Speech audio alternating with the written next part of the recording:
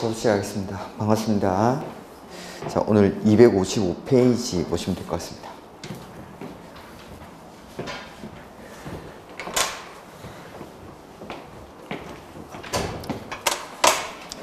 자, 지금 하고 있는 게 도시개발법이죠. 도시개발법은 도시군 계획사업 중에서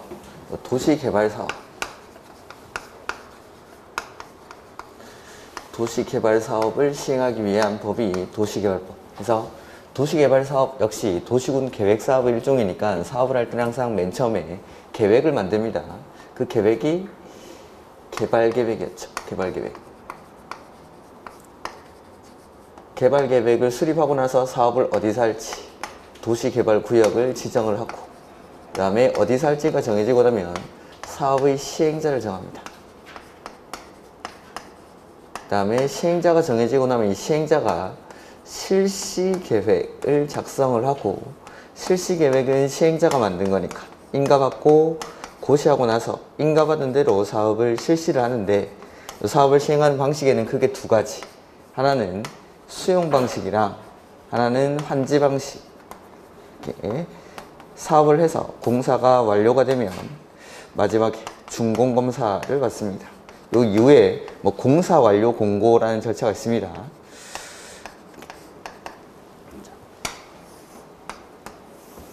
그 중에서 저번 주에 이제 구역 지정을 하고 있었는데, 구역 지정에서는 첫 번째 누가 지정하는지, 그 다음에 어떻게 지정하는지 해서 지정하는 사람이랑 지정의 절차, 그 다음에 두 번째는 어디에 지정하는지, 그 다음에 지정할 때의 규모는 어떻게 되는지, 그 다음에 세 번째 도시개발구역을 지정하면 어떠한 효과가 발생하는지, 그 다음에 이렇게 지정된 도시개발구역 안에서 개발행위는 어떻게 해야 되는지, 그 다음에 네 번째는 도시개발구역을 분할해서 지정할 수 있고 결합해서 지정할 수 있는데 각각의 요건들, 그 다음에 다섯 번째 도시개발구역을 지정한 이후에 후속 조치들이 안 따라붙으면 이 지정된 도시개발구역을 해제를 합니다. 그런 해제 사유들. 저번 주에 했던 건 어디서 하는지, 그 다음에 규모는 어떻게 되는지 요까지 했습니다. 그래서 누가 지정합니까 하면은 옆으로 화살표를 끄면서 제요, 이렇게 도시개발구역 지정을 제안할 수 있고 요청할 수 있습니다. 그래서 시행자는 시장, 군수, 구청장한테 제안을 하고, 그 다음에 시장, 군수, 구청장은 시, 도지사한테 요청하고, 그래서 지정하는 사람은 원칙은 시, 도, 대도시, 예외적으로 국장이 도시개발구역을 지정할 수 있었고, 그 다음에 어떻게 지정합니까 하면은 밑으로 해서 도시개발구역 지정은 도시군 관리계획의 결정이라 같다라고 말씀을 드렸기 때문에 관리계획 결정하는 건 똑같이 기초조사하고, 그 다음에 의견 듣고, 그 다음에 협의하고 심의하고 이렇게 지정을 했습니다. 이렇게 이게 이제 누가 지정하는지, 어떻게 지정하는지 이런 것도 있고, 그 다음에 어디에 지정하는지, 규모는 어떻게 되는지, 여기 만나는 지점에다가 도시개발구역을 지정을 하는데, 지정할 때 각각의 용도지역마다 지정할 수 있는 규모가 있었습니다. 주거지역, 상업지역, 자연녹지, 생산녹지는 1만 이상, 공업지역은 3만 이상, 비도시지역은 30만 이상일 때 도시개발구역을 지정할 수가 있다라고 말씀을 드렸죠. 이렇게 이런 것들이 저번 주에 했던 거고, 오늘은 255페이지 도시개발구역 지정의 효과부터 보겠습니다. 여기.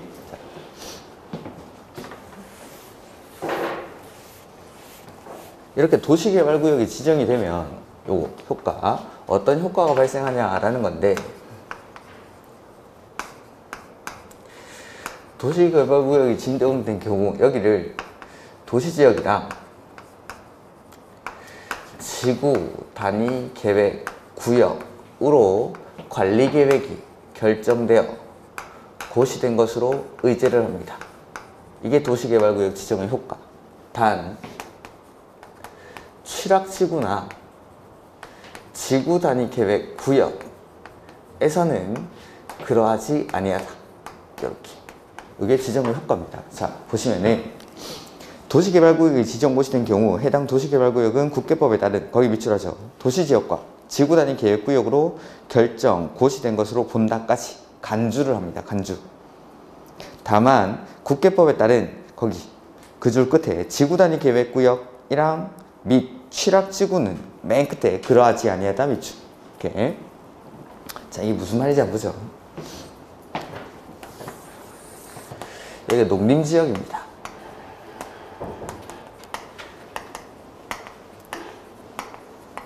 농림지역을 도시개발구역으로 지정을 하는 거죠. 그러면 이 도시개발구역으로 지정된 지역을 지금 현재는 농림지역이지만 도시개발구역이 지정되는 순간 용도지역이 도시지역으로 바뀐 걸로 버리겠다라는 겁니다. 도시지역으로. 자, 지금 사업의 단계 보면은 구역 지정하는 단계죠. 아직 사업이 끝나지도 않았지만 여기를 이 저 푸른 초원 상태임에도 불구하고 도시지역으로 본다라는 거. 이게 지정 효과입니다. 그 다음에 없던 지구 단위 계획 구역이 지정된 것으로 간주를 하겠다라는 겁니다. 이렇게. 그래서 원래는 농림지역에서 도시지역으로 용도지역을 바꾸려면은 관리계획으로 해야 되는데 마찬가지 지구 단위 계획구역을 지정할 때도 도시군 관리계획으로 결정을 해야 관리계획 결정 고시를 해야 이러한 효과가 발생하지만 도시개발구역이 지정이 되면 이 관리계획 결정 고시가 없더라도 이 관리계획이 결정되어 고시된 것으로 보겠다라는 겁니다. 다만 취락지구나 지구단위 계획구역 여기는 아직 용도지구 같은 것들이 잘 기억이 안 나실 수도 있는데 취락지구는 개발하는 곳이었습니다. 녹지, 관리, 농림, 자연환경 보전지역, 도시자연보호구역, 개발제한구역에서의 취락을 정비하기 위해서 지정하는 게 취락지구입니다. 취락지구. 원래는 농림지역 같은 데 지을 수 없는 건물들을 취락지구가 지정이 되면서 지을 수 있게 해주고 그 다음에 지구단위 계획구역도 개발하는 곳입니다. 그러니까 이 취락지구랑 지구단위 계획구역에서는 이 효과가 발생하지 않는 게 자체적으로 개발하는 곳이니까 여기는 도시개발 사업을 하는 게 아니라 자체적인 개발 사업에 따라서 개발을 한다라고 그냥 생각하십시오. 그냥 여기는 개발하는 곳이라서 따로 그냥 각각의 지정 목적에 따라서 개발을 하는 거지 도시개발 사업을 하는 게 아니다. 신도시 만드는 곳으로 따라오는 게 아니다 라고 생각을 하시고 이렇게. 그래서 도시개발구역 지정의 효과는 여기를 농림지역이었지만 도시지역으로 바뀐 걸로 봐주고 그 다음에 없던 지구단위 계획구역이 지정된 것으로 본다라는 거. 이렇게. 그 다음에 관리계획으로 결정 고시가 되고 나면 여기에 대해서 지형도면을 작성을 해야 됩니다. 지형도면. 그 지형도면 작성은 사업 시행 기간 내에 하면 됩니다. 사업 시행 기간 내에. 그래서 다음 페이지 보시면은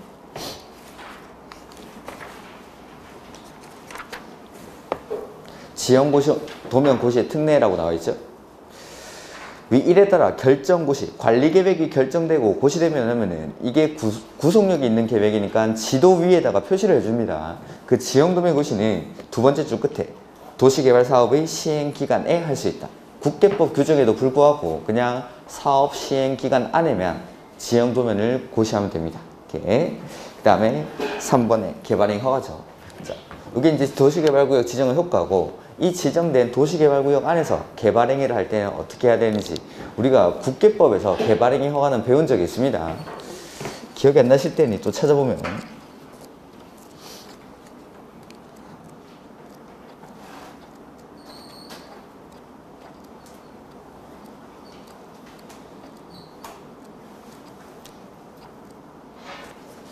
(145페이지)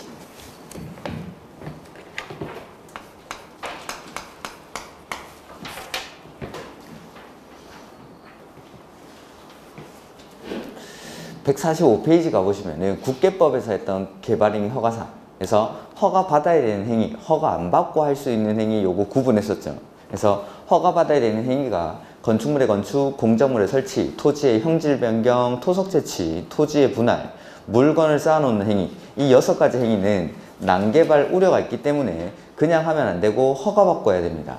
이런 행위들을 여기 지정된 도시개발구역 안에서 할 때는 어떻게 하느냐라는 게 여기 나오는 겁니다. 256페이지에다가 145페이지를 써두시면 참 좋겠죠. 이렇게. 요거는 제가 한 5월달쯤 가면은 세 군데에서 나올 겁니다. 개발행위 허가가 묶어서 같이 설명드릴 겁니다.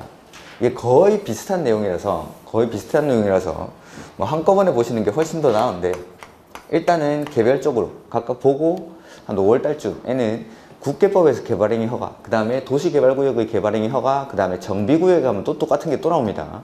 요거를 한번 묶어서 정리를 할 겁니다. 그래서 국계법에서 보면은 방금 말씀드렸던 건축물의 건축, 공작물의 설치, 토지의 형질 변경, 토속 채취, 토지의 분할, 물건을 쌓아놓은 행위, 요게 허가사항인데 여기 와보시죠. 256페이지.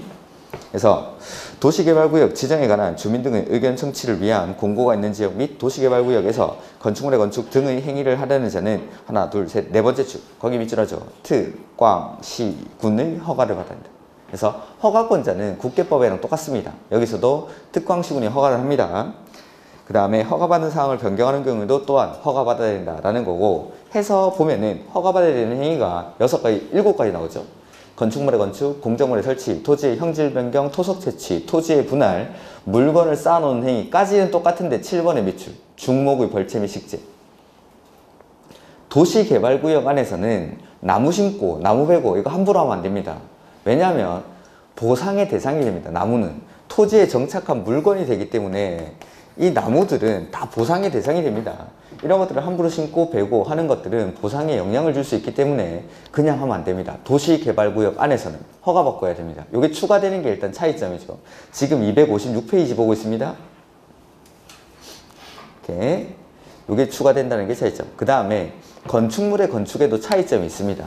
이게 근데 우리가 아직 건축법을 안 배웠기 때문에 요거는 다음에 한번 말씀드리겠습니다. 국계법에서는 그냥 건축물의 건축만 허가사항인데 도시개발구역에서는 대수선이나 용도 변경까지가 허가사항입니다. 대수선이나 용도 변경은 건축법에 가면 나오는 개념입니다. 그래서 이런 것들 약간씩의 차이가 있습니다. 지금 보신 것처럼 뭐가 더해지고 뭐가 빠지고 이런 것들의 차이점이 있기 때문에 개별적으로 일단 보고 우리가 한 5월 달쯤 되면은 제가 한꺼번에 이 세 가지를 비교를 해 드리겠습니다. 이렇게. 그 다음에 가로 2번. 특별시장, 광역시장, 시장군수는 행위에 대해서 허가를 받으려는 경우 시행자가 이미 지정되어 있으면 미리 그게 밑줄 시행자의 의견.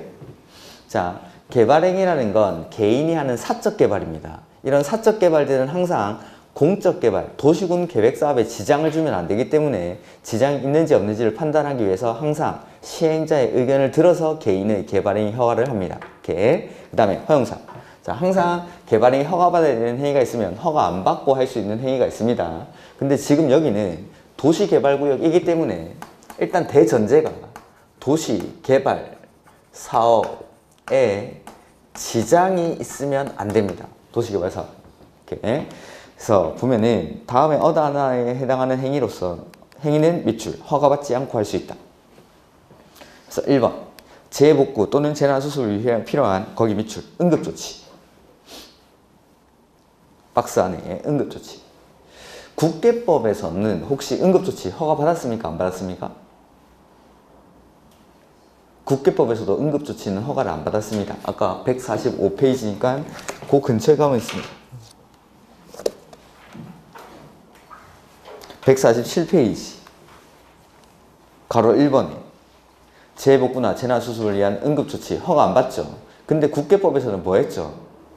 조치하고 나서 1개월 내에 신고합니다. 1개월 내에 신고. 근데 여기는 오셔가지고 그 뒤에다가 응급조치 뒤에다가 신고 X 이렇게 써주십시오. 도시개발구역에서는 신고조차도 필요가 없습니다. 이런 식으로 약간씩의 차이가 있으니까 개별적으로 일단 배워놓고 5월달쯤에 비교를 해보죠. 그 다음에 허가 대상에서 제외되는 행위를 제가 크게 3가지 말씀드렸는데 경미하거나 생업 관련이거나 공적인 행위들 이런 것들은 대부분의 규제 대상에서 빠진다고 했습니다. 그래서 보시면은 기억에 농림수산물 생산에 직접 이용되는 간이공작물, 비닐하우스, 버섯 재배사 이런 것들입니다. 생업 관련 행위니까 이런 것들은 허가를 받지 않습니다. 니은에 경작을 위한 토지의 형질 변경도 마찬가지죠. 생업 관련 행위. 그 다음에 디귿 도시개발구역의 개발에 지장을 주지 아니하고 개발 사업에 지장이 없죠. 그 다음에 자연경관을 훼손하지 아니하는 범위 안에서의 토속 채취, 도시개발 사업에 지장이 없는 경미한 행위라고 보시면 됩니다. 이런 것들은. 그 다음에 리을 도시개발구역에 남겨두기로 결정된 대지에 물건을 쌓아놓는 행위 마찬가지. 도시개발 사업에 지장이 없기 때문에 이러한 행위들은 허가받고 할 수가 있습니다. 그 다음에 관상용 중목의 임시식재죠. 보려고 나무 잠깐 심어두는 겁니다. 그런 것들은 괜찮습니다. 다만 가로 안에 밑줄하죠. 경작지에서의 임시식재는 제외. 경작지에는 임시로 식재한다 하더라도 그게 심는 순간 경작물이 되면서 보상의 대상이 됩니다. 그래서 이런 것들은 허가받고 해야 됩니다. 허가받고. 경작지에다 심으면 경작물이 되니까. 그래서 이런 것들은 허용사항이라는 거. 그래서 도시개발구역에서도 허가받고 해야 되는 행위, 허가 안 받고 할 수 있는 행위, 이런 것들을 구분을 합니다. 그 다음에 기득권 보호가 나오죠. 제가 국계법에서 설명 안 드린 게 하나 있는데 그거랑 같이 묶어서 설명을 드리겠습니다. 83페이지 83.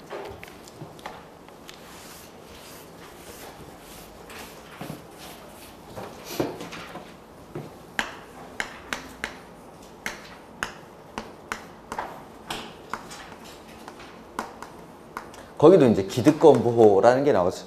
이번에 경과조치라고 해서. 자, 이게 뭔지 보죠. 여기 이제 도시군 관리계획입니다. 지금 보는 페이지가. 여기. 도시군 관리계획. 이 결정이 됩니다. 근데 이 관리계획 결정 당시에 나는 어떤 행위에 대해서 허가나 신고 등을 하고 사업이나 공사에 착수를 해서 그 사업을 쭉 해오고 있는 사람입니다.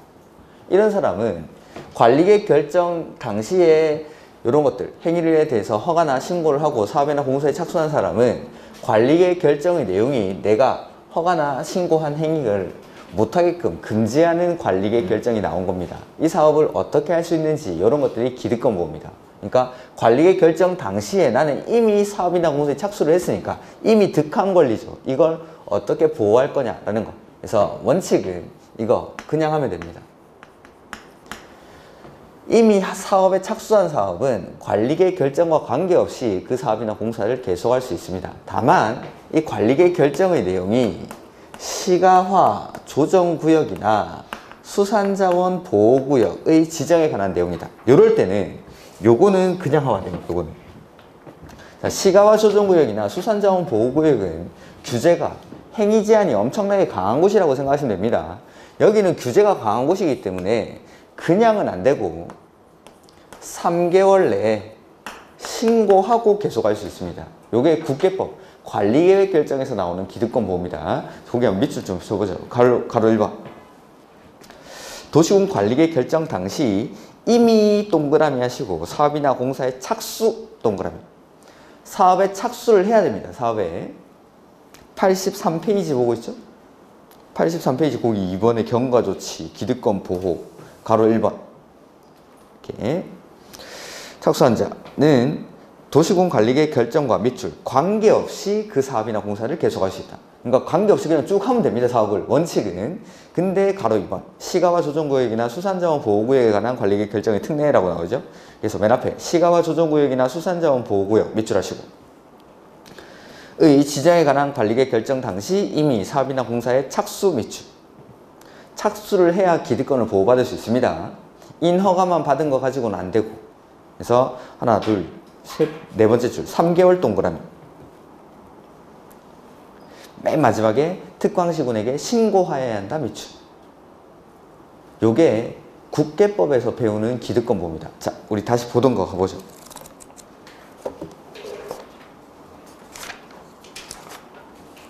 (257페이지) 자, 여기는 이제 관리계획 결정을 도시개발구역의 지정으로 바꿔주시면 됩니다. 구역 지정으로. 자, 도시개발구역 지정 당시에 이 도시개발구역 안에서 내가 허가받아야 되는 행위에 대해서 이미 사업이나 공사에 착수를 한 거죠. 그럴 때 그 허가받아야 되는 행위를 도시개발구역이 지정되고 나서는 어떻게 계속할 수 있는지입니다. 자, 여기서는 원칙 그냥 하면 안 됩니다. 그냥 하면 안 되고 30일 내에 신고하고 계속할 수 있습니다. 원칙이. 그래서 도시개발구역 지정 당시에 이 도시개발구역 안에서 허가받아야 되는 행위, 아까 했던 건축물의 건축, 공작물의 설치 이런 행위들에 대해서 공사에 착수한 자, 이런 사람은 원칙이 30일 내에 신고하고 그 사업을 계속할 수 있습니다. 이렇게. 그래서 3번 보시면은 257페이지 3번에 허가받아야 되는 행위로서 도시개발구역 지정고 시 당시 이미 관계 법령에 따라 행위 허가를 받았거나 허가를 받을 필요가 없는 행위에 관해서 그 공사나 사업에 밑줄 착수한 자는 도시개발구역 지정 고시된 날부터 30일 동그라미 하시고 그 밑에 특광시군에게 마지막에 신고 밑줄 한 후 이를 계속할 수 있다. 그래서 도시개발구역 지정 당시 이미 사업이나 공사에 착수한 사람은 30일 내에 신고하고 그 행위를 계속할 수 있다라는 거. 그 다음에 4번 준용 및 의제 이런 건 됐습니다. 그 다음에 여기가 이제 지정의 효과랑 개발행위고 그 다음 분할 및 결합이죠. 요건 좀 앞으로 가야 됩니다.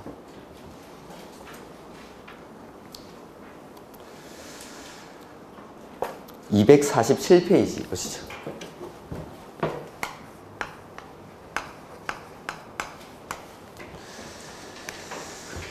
여기 3번 보시면은 도시개발구역의 분할 및 결합 이렇게 나오죠. 자, 보면은 도시개발구역을 지정하는 자는 도시개발 사업의 효율적인 추진과 도시경관 보호 등을 위해서 필요하다고 인정하는 경우에는 도시개발구역을 둘 이상의 사업 시행지역으로 밑줄 분할하거나 그 다음에 서로 떨어진 둘 이상의 지역을 밑줄 결합하여 도시개발구역으로 지정할 수 있다 밑줄.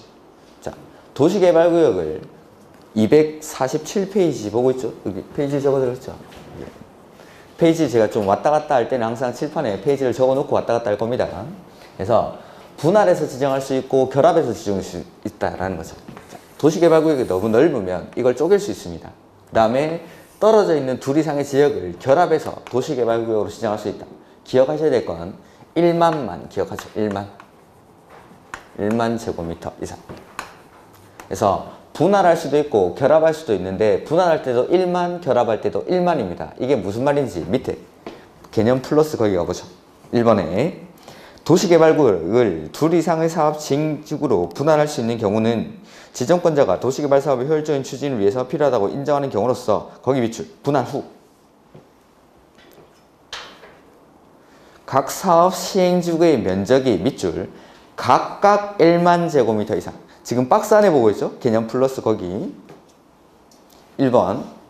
그래서 분할 후 밑줄 하시고 분할된 다음에 각각 1만 제곱미터 이상. 자, 여기 구역이 너무 넓으면 분할해서 지정할 수 있는데 분할되고 나서 면적이 각각 1만 제곱미터 이상이어야 합니다.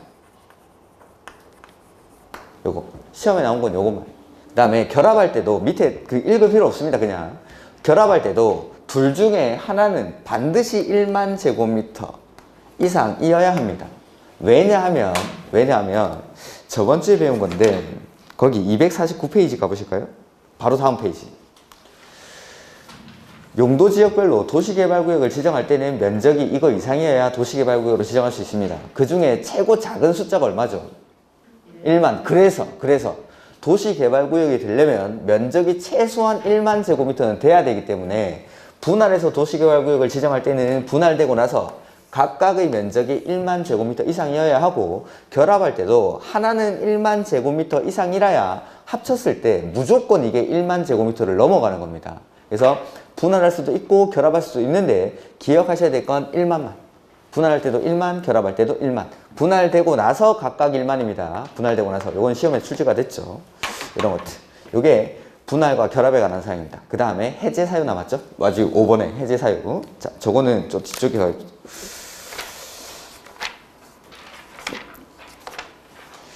266페이지 가보시면 됩니다.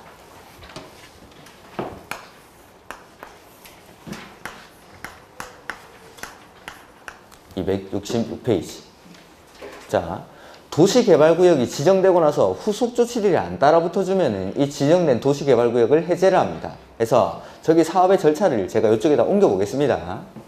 자, 맨 처음에 개발계획을 수립을 하고 그 뒤에 구역을 지정합니다.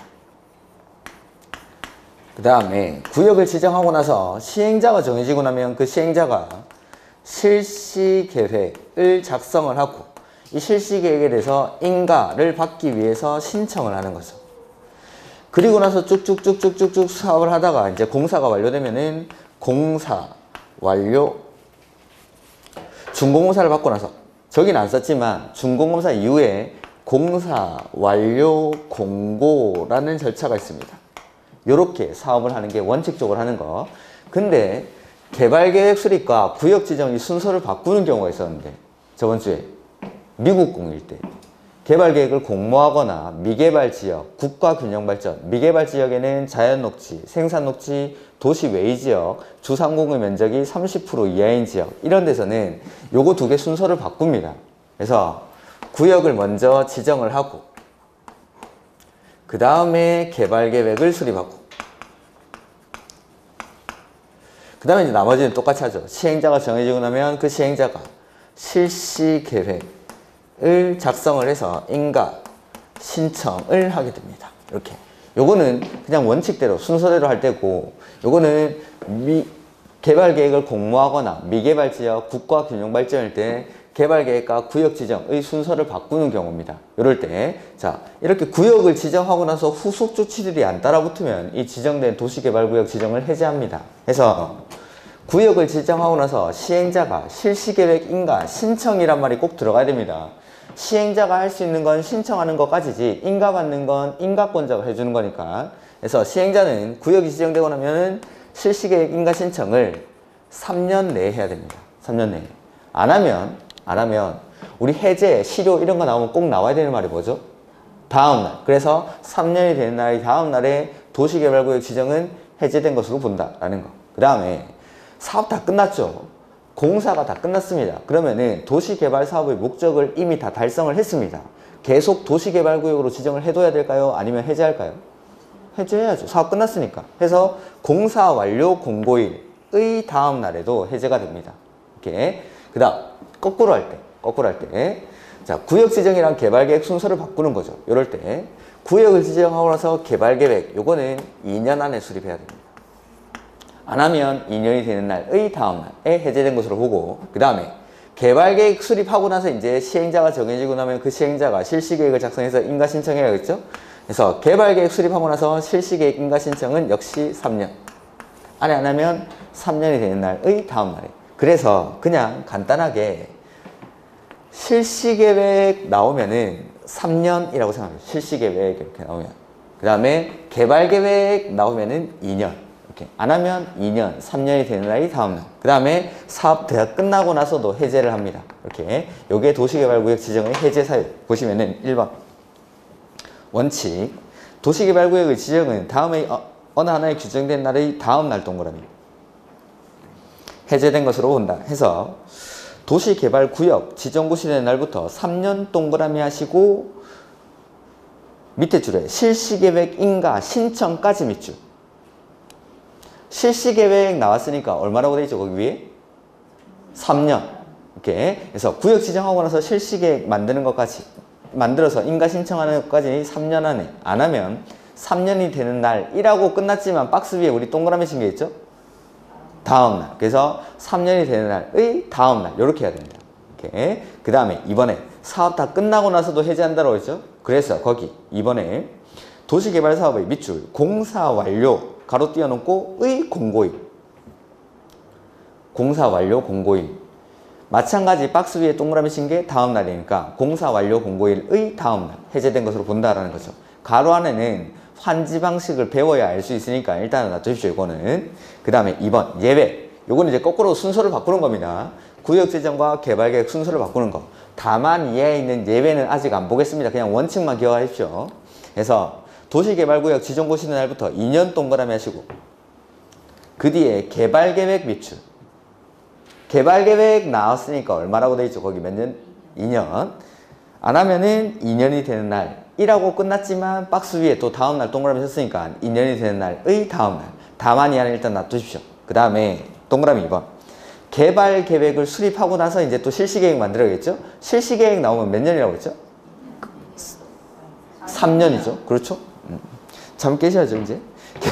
개발계획 수립 고시한 날부터 3년 동그라미 하시고 뒤에 실시계획 인가 신청까지 밑줄. 아니하는 경우에는 그 3년이 되는 날의 다음 날. 이렇게. 다만 이하는 일단 놔두시는 겁니다. 3월달에 할 테니까. 그래서 실시계획 나오면 몇 년이죠? 3년. 개발계획 나오면 2년. 안 하면 3년, 2년이 되는 날의 다음 날에 해제된 것으로 본다. 그 다음에 사업 다 끝나고 나서도 공사 완료 공고일 다음 날에도 해제된 것으로 봅니다. 이렇게. 그 다음에 뭐 고시 및 공람은 해제되고 나면 고시에서 알려주라 이런 말이고 267페이지 3번 용도지역 등의 환원 보죠. 자, 여기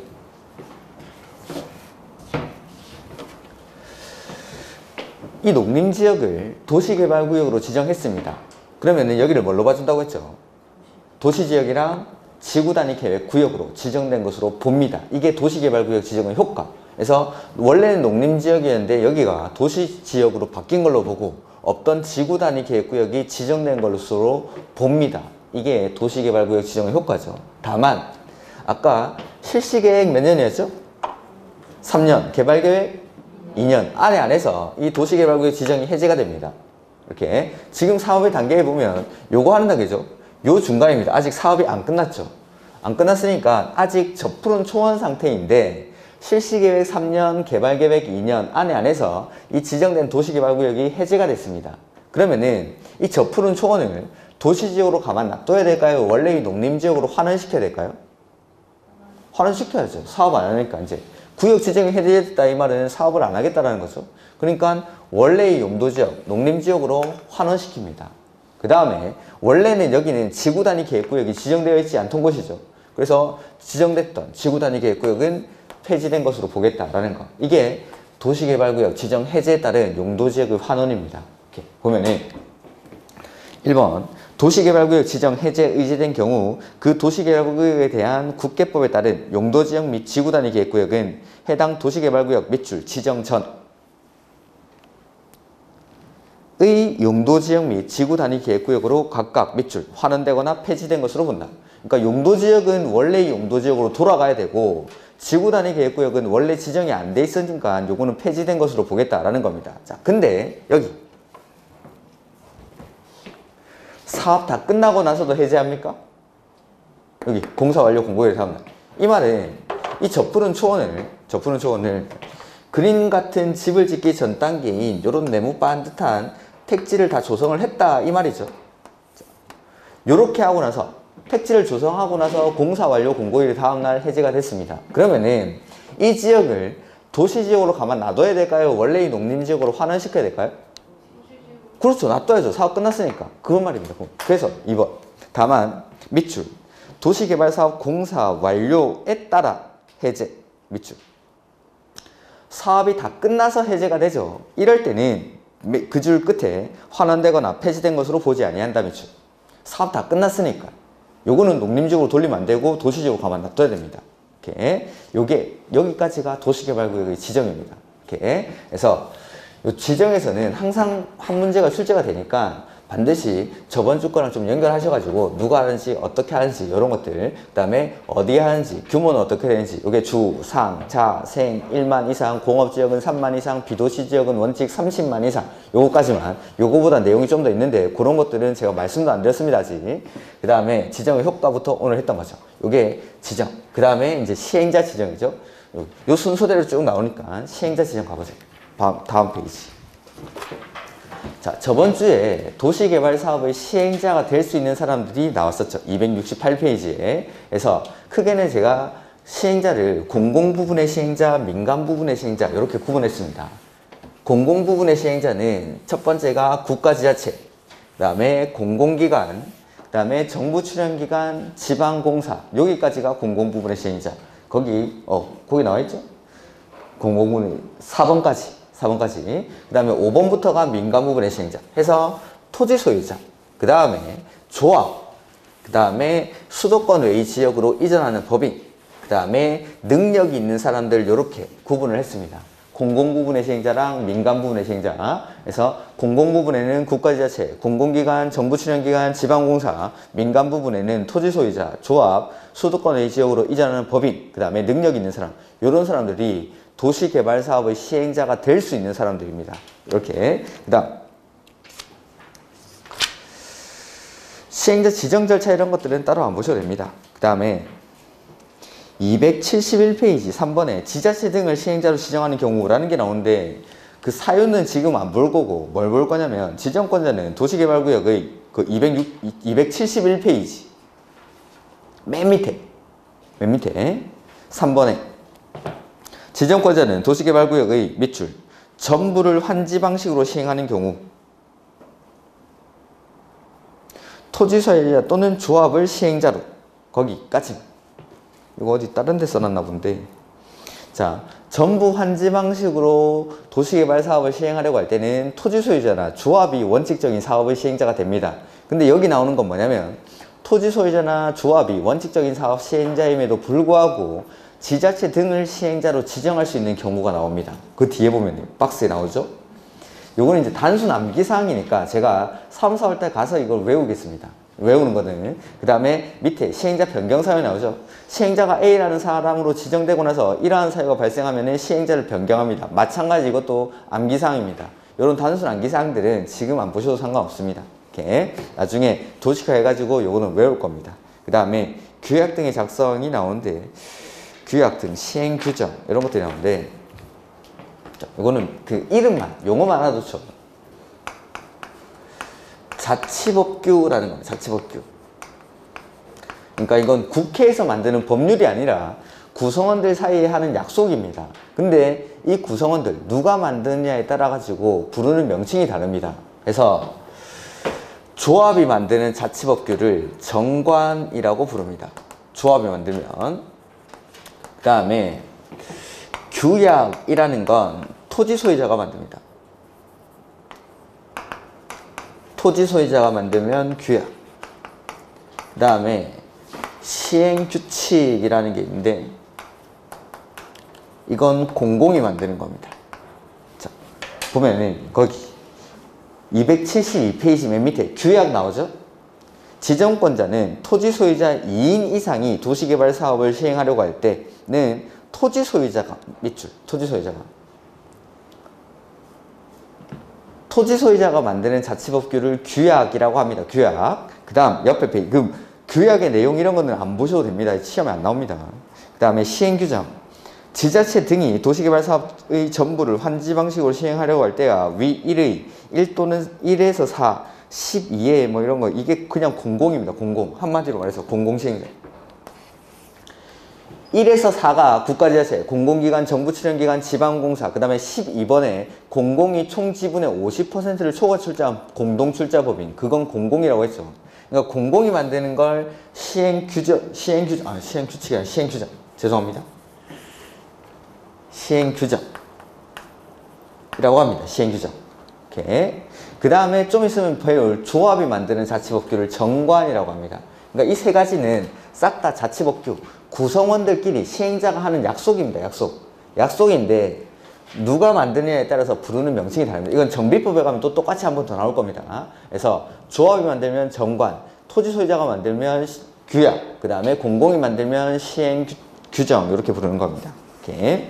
그 다음에 274페이지에 나오는 도시개발구역 지정 제한, 요거는 저번 주에 했습니다. 제가 도시개발구역을 누가 지정합니까? 할 때 제요, 할 때 맨 앞에 제한에서 시행자, 국가, 지자체, 조합을 제외한 시행자가 시장, 군수, 구청장에게 제한을 할 수 있다라고 했습니다. 요거는 저번 주에 했던 거고, 요 개발법 시행자에서 가장 중요한 건 거기 276페이지 4번에 보시면 조합 나오죠?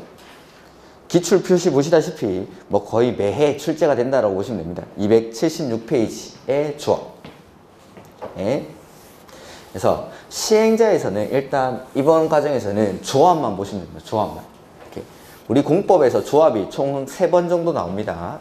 개발법에서 한번 조합이 나오고 정비법에서 우리가 잘 알고 있는 재개발, 재건축 조합, 그 다음에 주택법에 가면 또 조합이 나오는데 그 주택법의 조합이 지역주택조합, 직장주택조합, 리모델링 주택조합이라는 게 있습니다.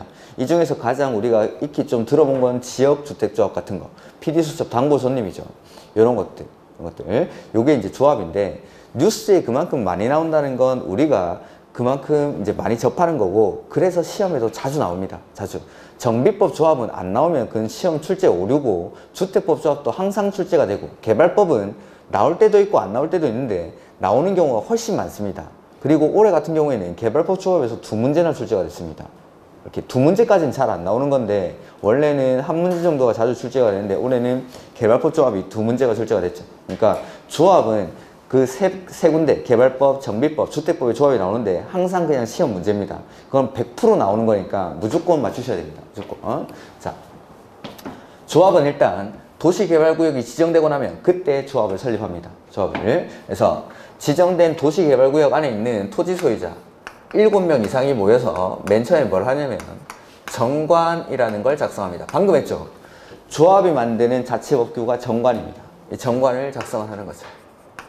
그 다음에 이 정관을 작성을 해서 조합 설립 인가를 신청합니다. 인가를.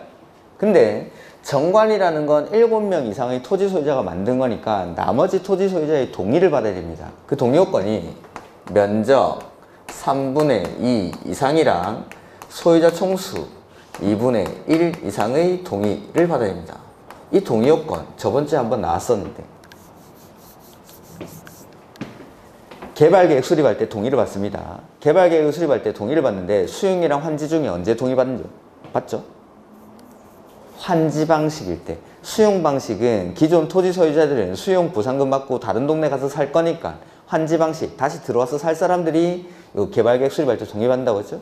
그때 동의 요건이 면적 3분의 1이랑 소유자 총수 2분의 1이었습니다. 그리고 그 밑에 동의자 수 산정 방법이 나왔는데 이번 주에 조합에서 똑같은 게 나오니까 여기서 설명드리고 한 번 더 읽겠다라고 했습니다. 그래서 여기서 설명드릴 겁니다. 면적 3분의 1이랑 소유자 총수 2분의 1을 어떻게 산정하는지. 그 다음에 정관을 작성해서 조합 설립 인가를 신청하는데 조합 설립 인가 이거 누가 해주죠?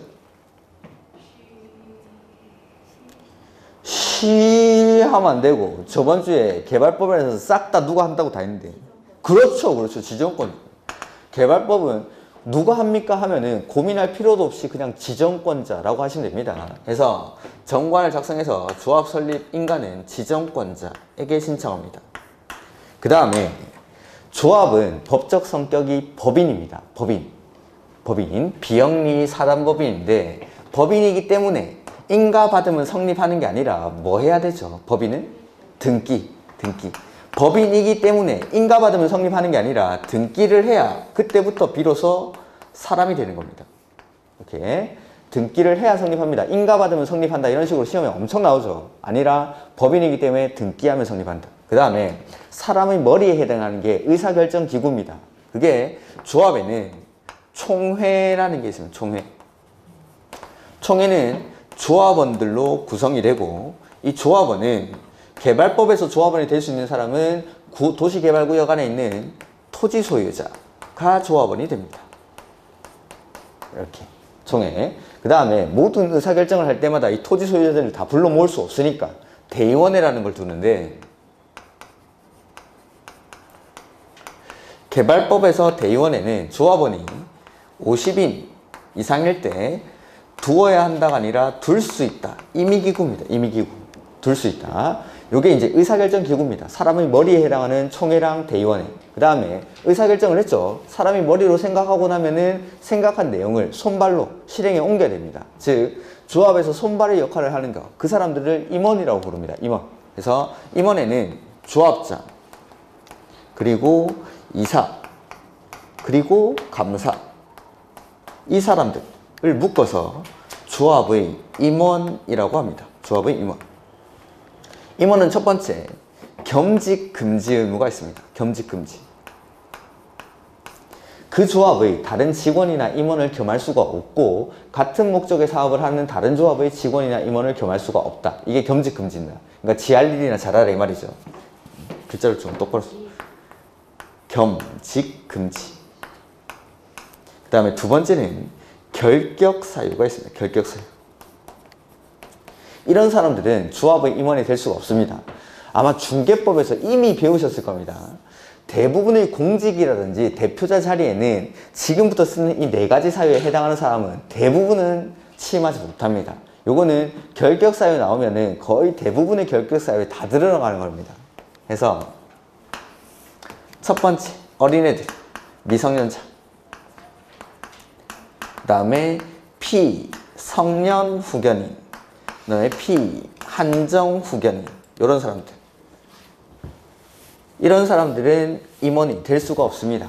그 다음에 두 번째, 파산 선고를 받고 복권되지 아니한 자, 이런 사람들. 그 다음에 세 번째, 금고 이상의 형을 선고받고 선고받은 날로부터가 아닙니다. 선고받고 나서 형의 집행이 종료되거나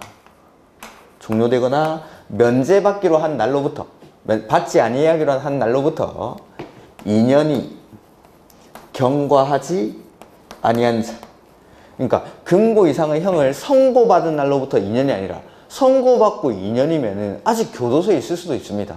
그러니까 금고 이상의 형을 선고받고 형의 집행이 종료되거나 받지 아니하기로 확정된 후, 즉 바깥 공기 쐬고 나서 2년이 경과해야 임원이 될 수 있다 이 말이죠. 이렇게. 그다음 이 금고 이상의 형의 집행 유예 기간 중에 있는 자. 이 결격사유는 여기 개발법의 결격사유뿐만 아니라 대부분 우리가 사회생활 할 때도 대부분의 동대표에도 심지어 이런 사람들 질문 못합니다. 그래서 대부분의 결격사유는 다 들어가고 중개법에서도 수도 없이 나올 겁니다. 이런 것들은. 그래서 미성년자, 피성년후견인, 피한정후견인, 그 다음에 파산 선고를 받고 복권되지 아니한 자, 그 다음에 금고 이상의 형을 선고받고 형의 집행이 종료되거나 면제받기로 한 날로부터 2년이 지나지 아니한 자, 그 다음에 집행유예 기간 중에 있는 자. 혹시나 이건 상식적으로 하는 말인데 집행유예는 유죄입니까? 무죄입니까?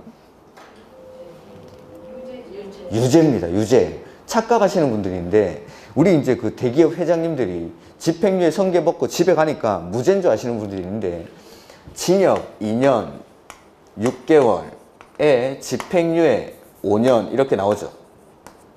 높으신 분들 받는 형벌이죠, 이게. 자, 이 사람은 징역 2년 6개월 형을 받은 사람입니다. 확정이 된 겁니다. 징역 2년 6개월 형이. 다만 이 형의 집행을 유예시키겠다라고 해서 이걸 집행유예라고 부르는 겁니다. 집행유예. 그러니까 형 2년 6개월이 확정이 됐는데 그 형의 집행을 5년간 유예시켜 주는 겁니다.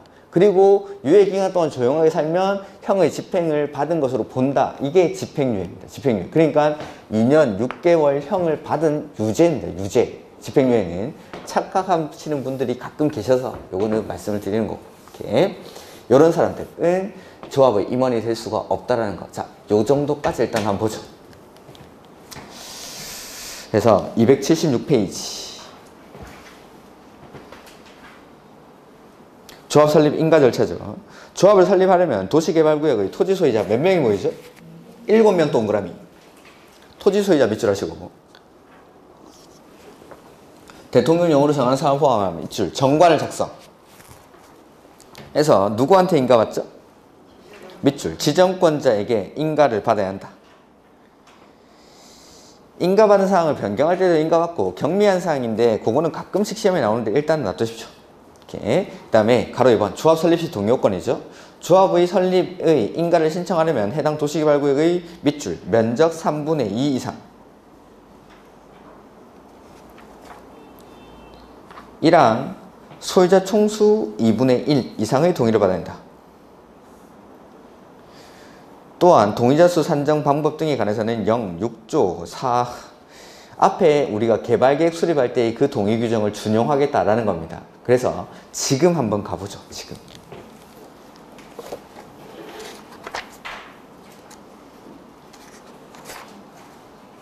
거기 262페이지 가시면 됩니다. 거기 개념 플러스라고 돼 있죠. 거기 가로 안에 보면 6조 4항부터 7항 뭐 이렇게 돼 있죠.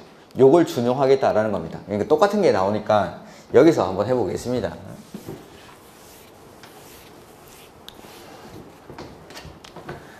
면적의 3분의 2 이상이랑 소유자 총수의 2분의 1 이상에 해당하는 소유자의 동의를 받아야 되는데 첫 번째, 이 면적에 논점이 되는 게 공유지는 포함되는지 제외하는지 이런 게 문제가 됩니다. 그 다음에 소유자가 몇 명인지를 산정할 때 첫 번째, 공유일 때는 어떻게 하겠냐라는 공유일 때 각각의 공유자를 다 소유자로 봐줄지 아니면 한 명만 봐줄지. 근데 두 번째, 이 공유가 그냥 공유가 아니라 구분 소유자입니다. 구분 소유자. 그럴 때는 어떻게 할지. 그 다음에 세 번째, 공람 공고일, 지정을 위한 공람 공고일 후에 소유자 수가 증가합니다. 그러면은 자, 우리 지정에서 어떻게 지정합니까? 할 때 제요 하면서 제요 누가 지정합니까? 어떻게 지정합니까? 밑으로 할 때 기초조사하고 그 다음에 의견 들었죠. 이 의견을 들을 때 맨 처음에 공람시켜주겠다라고 공고를 합니다. 공람 공고. 일간신문이나 인터넷 홈페이지에다가 여기를 도시개발구역으로 지정하겠다라고 공고를 하는 거죠. 그러면 전 지구인이 이 지역에 도시개발 사업을 할 거라는 걸 다 알고 있습니다. 그 이후에 소유자 수가 증가하는 거죠. 이거는 지분을 쪼개서 들어오는 겁니다. 한 필지 토지였는데 이걸 막 분할을 하는 거죠. 그래가지고 막 소유자가 증가합니다. 그러면은 이런 사람들까지도 소유자로 산정할지 아니면 기존에 한 명만 소유자로 봐줄지 이런 것들이 문제가 됩니다. 이렇게 공람 공고 후에 소유자가 증가했을 때 어떻게 할지. 그 다음에 네 번째, 동의를 했다가 그 동의를 철회합니다. 이럴 때는 어떻게 할지. 그 다음에 다섯 번째, 갑이 동의를 했는데 그 갑소의 토지를 갑이 동의를 한 후 갑이 자신 소유의 토지를 을에게 양도를 합니다. 그러면은 갑이 동의하고 나서 자신의 토지를 을에게 양도를 하면 갑이 동의를 했으니까 을에게는 따로 안 받아도 되는지 아니면 을한테 다시 동의를 받아야 되는지 이런 것들이 문제가 됩니다. 이렇게 이런 것들까지 하나 더 있는데 그거는 조금 이따가 정답부터 달고 책을 읽겠습니다. 국공유지는 이 면적에 포함을 합니다. 포함을. 그러니까 도시개발구역 안에 광명시가 토지를 가지고 있다. 그것도 광명시도 한 명의 토지 소유자로 산정을 합니다. 광명시도 서울시가 가지고 있다. 국토교통부가 가지고 있다. 한 명씩 다 산정을 하는 겁니다. 그 다음에 공유일 때는 대표하는 한 명만 토지 소유자로 봅니다. 다만 구분 소유자인 경우에는 각각을 토지 소유자로 봐줍니다. 그 다음에 공람 공고일 후에 지정을 위한 공람 공고일 후에 소유자 수 증가하죠. 사람 아닙니다. 사람 취급하지 않습니다. 그래서 공람 공고일 전의 소유자 수를 기준으로 산정합니다. 그 다음에 동의했다 철회하죠. 그러면은 이 사람은 동의자 수에서 제외합니다. 소유자 수에서 제외하는 게 아닙니다. 동의자 수에서 제외. 그 다음에 갑이 동의했다가 을에게 자신의 토지를 양도했죠. 이럴 때는 양도인, 즉 갑의 의사를 기준으로 갑이 동의했으니까 을도 동의한 것으로 본다라는 겁니다. 다만 을은 뭐 조합 만들 때는 조합 설립 인가를 신청하기 전까지는 그 동의를 철회할 수는 있습니다. 이렇게 해서 양도인 기준으로. 양도인 기준. 그 다음에 하나 더 있는데 그거는 책을 읽으면서 말씀을 드리겠습니다. 보면은 1번 도시개발구역 토지 면적을 산정하는 경우 밑줄 국공유지는 포함. 면적에서 거기 지금 262페이지 보죠? 262페이지. 국공유지는 포함. 그 다음에 이번에 소유자를 산정할 때 공유죠, 공유? 공유 동그라미 하시고 그럴 때는 다른 공유자의 동의를 받은 밑줄 대표 공유자 한 명만. 다만 뒤에 직권법에 따른 밑줄 구분 소유자는 각각. 그 다음에 3번 공람 공고일 후 요겁니다. 지정을 위한 공람 공고일입니다. 도시개발구역 지정하기 위해서 일간신문이나 인터넷 홈페이지에 공고를 한 거죠. 공람 공고일 후에 소유자 수가 증가하는 거죠. 뒤에 밑에 줄에 토지 소유자 수가 증가 밑줄. 그 증가된 사람은 사람입니까? 아닙니까? 아니죠. 사람 아니니까 공람 공고일 전의 토지 소유자 수를 기준으로 산정. 거기 밑줄. 그리고 증가된 사람은 사람이 아니다 이 말이죠. 그 다음에 도시개발구역 지정 제한되기 전 또는 도시개발구역에 대한 개발사업에 대한 계획, 개발계획을 변경을 요청받기 전에 밑줄 동의를 철회 하면 그 뒤에 동의자 수에서 제외. 소유자가 아니라 동의자 수에서 제외합니다. 동의자 수에서. 그 다음 토지 소유자가 변경됐죠. 그 5번의 밑에서 두 번째 줄 토지 소유자가 변경. 그러니까 갑이 동의를 하고 을에게 양도를 한 겁니다. 이럴 때는 갑의 양도인의 의사를 기준으로 합니다. 양도인 의사. 그래서 기존 토지 소유자의 동의서를 기준. 그러니까 갑이 동의를 하고 을에게 양도를 했으니까 기존 토지 소유자 갑의 의사를 기준으로 하죠. 그래서 갑이 동의했으니까 을도 동의한 것으로 봐주겠다라는 겁니다. 이렇게 기존 토지 소유자 양도인의 의사를 기준으로. 그 다음에 2번 요거는 제가 필기를 안 했는데 동의를 받을 때 이제 토지 소유자들을 쭉 모으겠죠. 모아가지고 체육관 같은 데 모읍니다. 해가지고 토지 소유자들 모여가지고 투표하는 거죠. 조합 설립에 동의하는지 반대하는지 이런 것들. 근데 여기 국공유지는 이 면적에 포함됩니까? 제외됩니까? 포함되죠. 그러니까 광명시 내지는 국토교통부, 한국토지주택공사 뭐 이런 사람들이 가지고 있는 이런 토지들도 면적에 포함되기 때문에 그 사람들까지도 소유자로 산정을 합니다. 해서 광명시에서 공무원도 한 분 나오시고 국토교통부에서 한 분 나오시고 그 다음에 저쪽에 한국토지주택공사에도 한 명 왔습니다. 근데 이런 사람들은 좀 높으신 공무원들인데 이 토지 소유자들이랑 같이 섞여 있을 수 없기 때문에 따로 부릅니다. 사무실에. 사무실 불러가지고 커피 한잔 하고 계십시오라고 하는 거죠. 이렇게. 그래서 이 커피 한잔 하고 있죠? 그러면 먼저 토지 소유자들한테 동의를 받습니다. 그리고 여기서 면적 3분의 1이랑 소유의 성수 2분의 1 이상의 동의 요건이 나왔죠? 그러면 이분들 커피 마시고 가면 됩니다. 근데 여기 토지 소유자한테 동의를 받았는데 이 면적 3분의 1이랑 소유자 성수 2분의 1의 동의 요건이 안 나옵니다. 그러면은 이 커피 마시고 계신 분들한테 가가지고 동의해 주십시오 라고 하는 겁니다. 즉 사유 토지한테 먼저 동의를 받고 그 다음에 국공유지관리청의 동의를 받습니다. 순서대로. 그래서 동의를 받을 때는 먼저 사유 토지의 동의를 받고 나서 그 다음에 동의 요건에 미달하면 국공유지관리청의 동의를 받는다라는 거. 이렇게. 그래서 보시면은 국공유를 제외한 전체 사유 미출, 사유 토지 면적 및 소유자에 대해서 동의 요건 이상으로 동의를 받은 후에 그 토지 면적 및 토지 소유자 수가 법적 동의 요건에 미달하면 모자르면 그때 이제 찾아가는 거죠. 밑줄 국공유지관리청의 동의를 받아야 된다. 그래서 사유 토지한테 먼저 받고 그 다음에 국공유지관리청의 동의를 받습니다. 이렇게. 그 다음 다시 넘어오시면은 277페이지 다시 한번 볼까요? 면적에서 국공유지는 포함합니까? 제외합니까? 포함하죠. 소유자 공유일 때는 한 명, 구분 소유자는 각각. 공람 공고일 후에 소유자 수가 증가하면 사람 취급합니까? 안 합니까? 안 하니까 공람 공고일 전에 소유자 수를 기준으로 산정하고 증가된 사람은 추가 산입하지 말 것. 그 다음에 동의했다 처리하면 어떻게 하죠?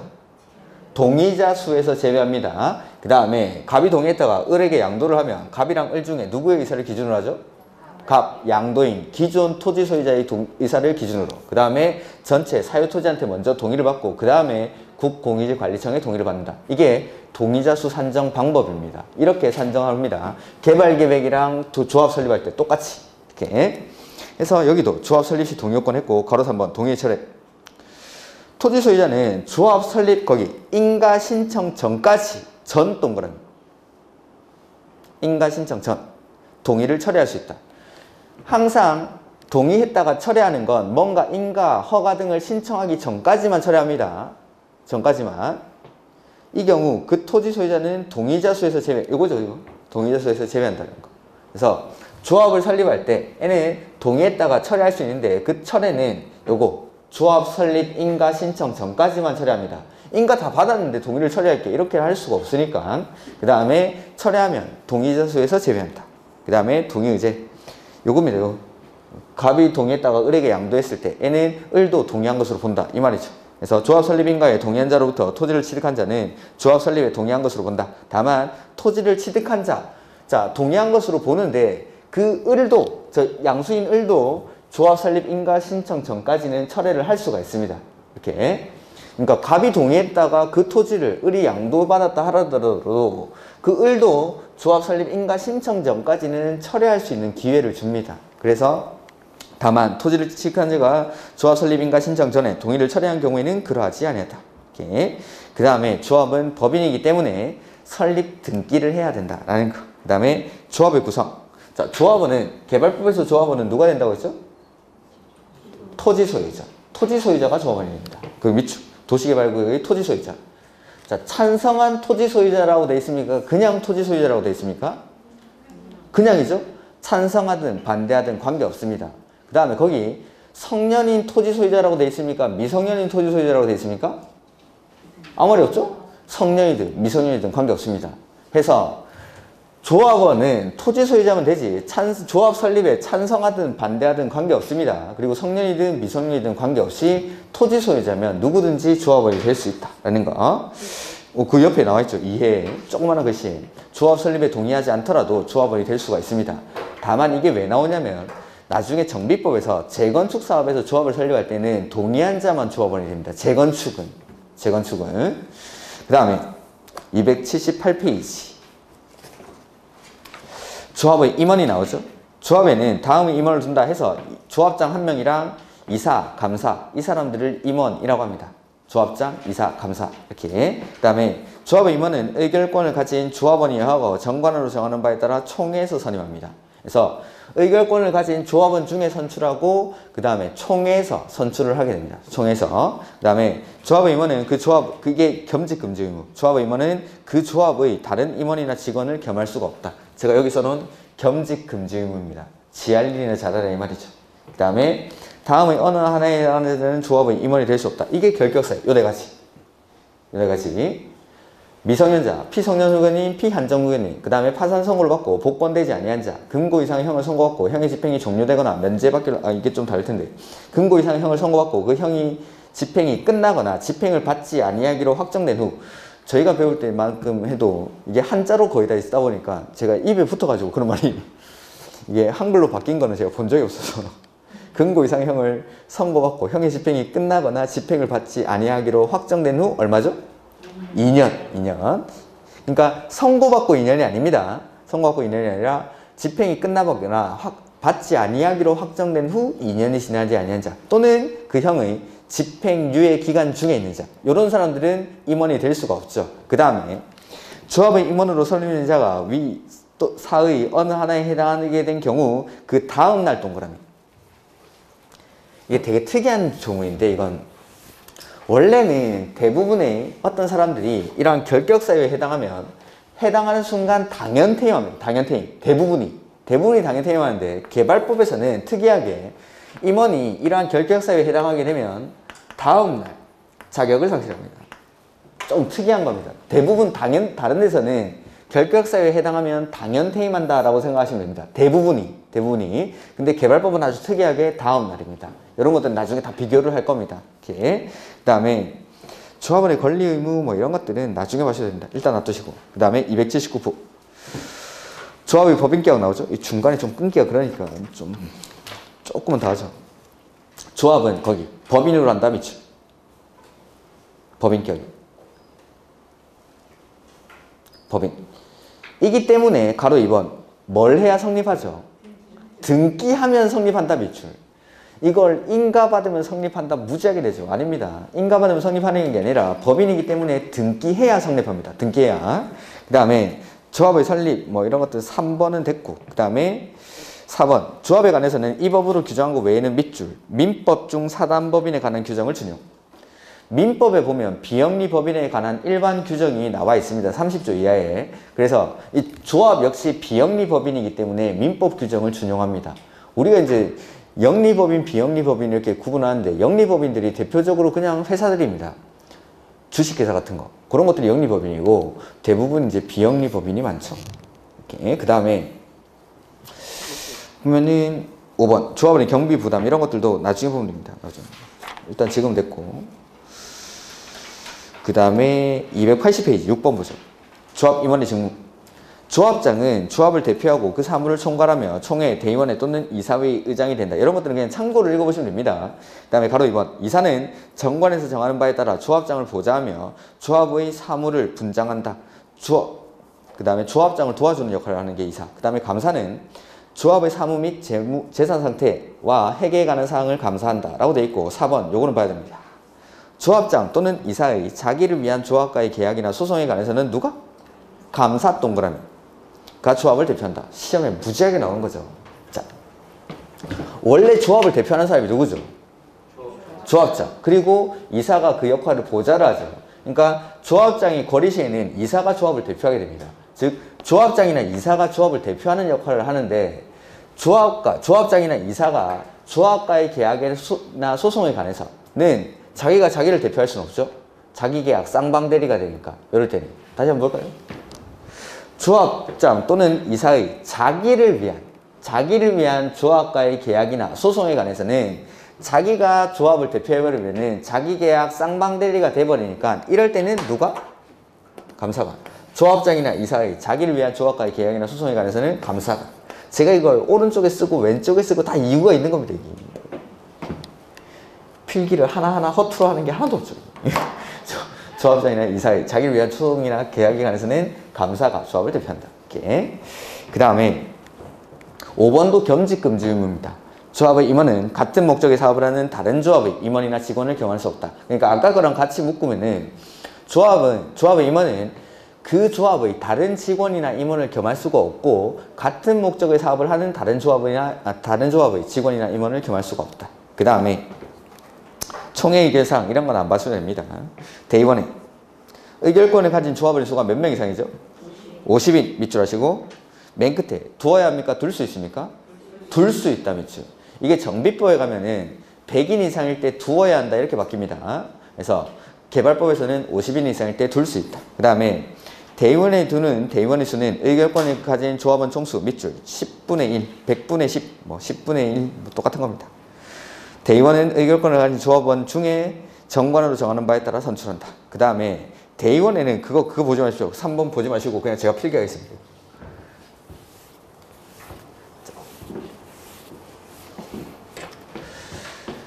대의원에는 총회 의사결정을 대신하는데 이 대의원회가 대신할 수 없는 게 있습니다. 없는 거. 그걸 이제 총회의 전권사항이라고 합니다. 총회의 전권사항. 올해 시험 문제였습니다. 이게 총회의 전권사항. 요거는 반드시 총회에서만 결정해야 됩니다. 첫 번째, 정관. 두 번째는 환지계획이라고 환지 방식할 때 나올 겁니다. 환지계획. 그 다음에 세 번째는 개발계획. 그 다음에 네 번째는 임원의 선임. 그 다음에 다섯 번째는 조합의 합병 내지는 해산. 이건 총회에서만 결정해야 돼요. 즉 조합원들이 다 모여서 결정해야 되는 겁니다. 이건 반드시 중요한 거니까. 그래서 그 밑에 내용이 그겁니다. 그 1호는 정관의 변경, 2호는 개발계획 및 실시계획의 수립 및 변경. 근데 그 실시계획은 아닙니다. 다만 그래서 경면 변경 및 실시계획의 수립 변경은 제외한다라고 되어 있죠. 그래서 그냥 개발계획입니다. 개발계획. 그 다음에 6호는 네 번째 줄 환지계획이죠. 환지계획 작성. 그 다음에 9호는 조합 임원의 선임. 그 다음에 10호는 조합의 합병 또는 해산. 이런 것들. 일단은 가로 안에 있는 건 빼고, 그러니까 1번, 2번, 그 우리 총회 의결사항 중에 1번, 2번, 그 다음에 6번, 9번, 10번입니다. 총회 의결사항 중에 1번, 2번, 6번, 9번, 10번. 근데 2번에서 실시계획은 빠져야 됩니다. 실시계획은. 요걸 무조건 외워야 됩니다. 총회의 정권상 어떻게 외우냐면 정, 환, 아, 게, 임, 해 이렇게 정환아 게임해 요게 총회의 정권상입니다. 정환, 아는 없습니다. 아는 정환아 게임해 이렇게 총회의 정권상. 시험에 무지하게 나옵니다. 개발법에서 뭐가 시험에 제일 많이 나왔는데 라고 물어보면 이겁니다. 이거. 단독 문제로 제일 많이 나온 게 이겁니다. 다음 중 반드시 총회에서만 결정해야 되는 사항은, 다음 중 대의원회가 대신할 수 없는 사항은 뭐 이런 것들 뭐 시험에 무지하게 나왔죠. 정하나 게임에 요거. 요까지가 조합입니다. 요까지가 조합. 좀 늦었으니까 일단 쉬도록 하고 칠판 지우고 나서 제가 빠르게 뭐 중요한 것들은 복습을 한번 하겠습니다. 이렇게. 그 다음 좀 쉬죠.